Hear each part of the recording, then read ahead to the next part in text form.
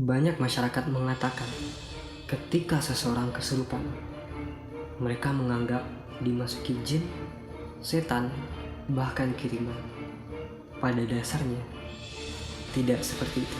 Kesurupan itu terjadi karena seseorang telah dikendalikan bawah sadarnya dan alam sadarnya lenyap untuk sementara sehingga terjadi perubahan identitas. Saya berani taruhan, siapapun yang nonton video saya, kalau kalian pernah kesurupan, jujur-jujur aja sama saya.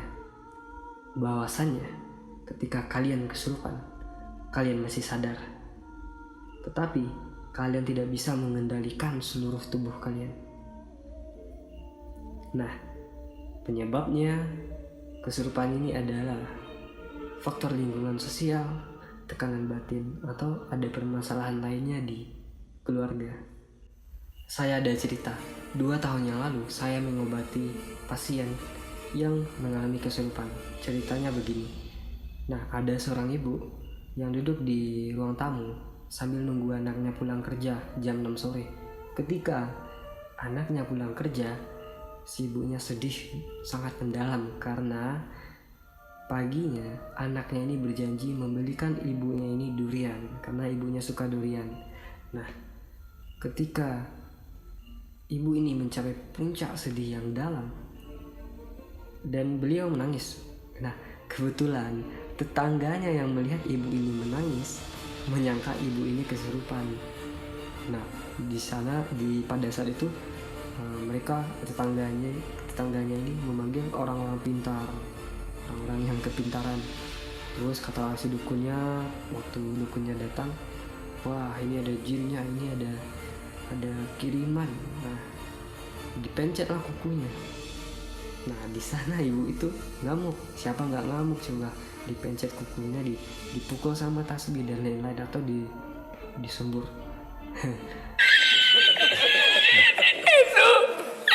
Nah, di situ pada saat itu masyarakat awam menyebutnya dengan kesurupan.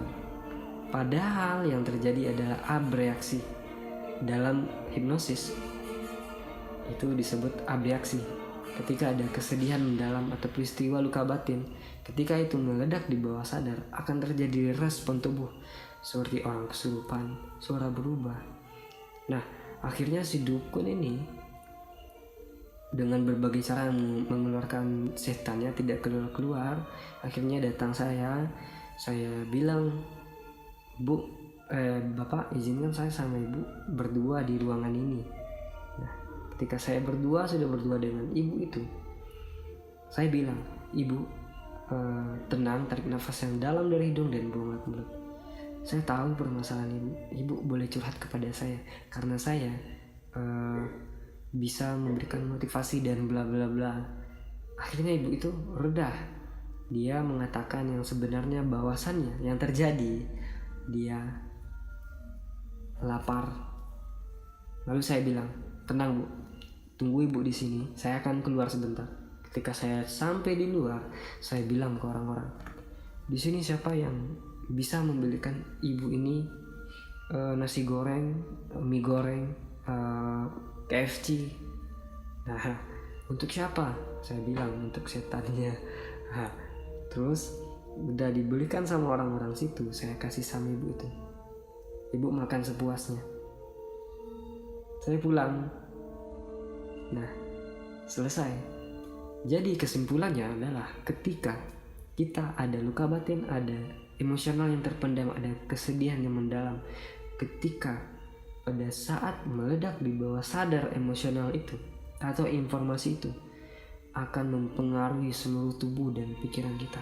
Dalam hipnosis disebut abreaksi. Nah, simpel kan? Tapi kenyataannya di tengah-tengah masyarakat ketika ada kejadian yang seperti itu dipersulit dengan berbagai cara, dengan pakaian yang agamis, dengan dan lain-lain lah. Dibilang ada jinnya, ada orang yang ngirim. Nah, yang lebih berbahaya lagi, banyak praktisi yang tidak mau tahu tentang ini kalian tidak banyak menjelaskan tentang apa sih sebenarnya kesurupan ini. Nah, ayo dong kita sama-sama memberikan edukasi kepada masyarakat tentang apa sih kesurupan ini sebenarnya. Jangan lagi masyarakat menganggap ketika ada orang kesurupan dukun, dan dikaitkan dengan hal mistis. Nah, sebenarnya yang terjadi kan abreaksi, kelebihan beban pikiran, tekanan batin. Nah, diharapkan siapapun yang nonton video saya, kalian boleh coba ketika ada orang kesurupan, kalian ambil tai ayam, kalian oles. Ketika dia bereaksi, dipastikan dia acting. Nah, kenapa orang ketika dia kesurupan, ketika dia katanya sadar, kita bilang, tadi sadar nggak? Dia akan mengatakan, saya tidak sadar. Kenapa? Karena dia malu nanti. Sudah capek acting, dia bilang sadar. Nah, jadi kita sama-sama memberikan edukasi kepada masyarakat tentang apa sih kesurupan ini. Orang tidak akan pernah kesurupan ketika dia menjaga pola pikirnya yang lebih positif, menjaga jiwanya bersih. Nah, tapi orang akan mudah kesurupan ketika pikirannya kacau, luka batin. Bukan kesurupan ya, tapi abreaksi. Nah, jadi stop. Nah, saya ada cerita bagaimana mekanisme otak bawah sadar di lapangan. Nah, jadi ada si A. Si A ini kebetulan sakit dan orang tuanya mengajak si A ini pergi mengantarkan ke ruqyah. Jadi jauh-jauh hari ketika sebelum anak ini ke tempat ruqyah, di otaknya sudah menginput bahwasannya ketika kita sudah sampai ke tempat ruqyah, kita akan memberontak, nangis, akan berteriak kepanasan. Nah, itu sudah diinput jauh-jauh hari oleh otak si A, karena dia sudah membayangkan terlebih dahulu ketika sudah sampai di tempat ruqyah, apa yang terjadi sudah terbayang. Pada hari hanya ketika si A masuk ke ruangan ruqyah, ada orang-orang tertentu yang mengatakan, apapun yang dirasakan, jangan dilawan. Apapun yang dirasakan, jangan dilawan. Pada saat itu terjadi ledakan bawah sadar dan menangis, seperti suaranya berubah, matanya merah dan lain-lain. Karena apa? Bukan karena jin, tapi karena bawah sadar. Bawah sadar mempunyai peranan 95% di tubuh kita. Kalau teman-teman tahu hukum placebo atau bahayanya sugesti terhadap kehidupan kita, teman-teman akan jauh lebih paham. Nah, nanti akan saya share bagaimana hukum placebo, bagaimana sugesti yang sebenarnya, dan bagaimana cara mengafirmasikan di diri kita afirmasi yang positif sehingga menunjang kehidupan dan kesehatan kita. Jadi, stop. Kesurupan di dunia medis itu disebut possession trance disorder.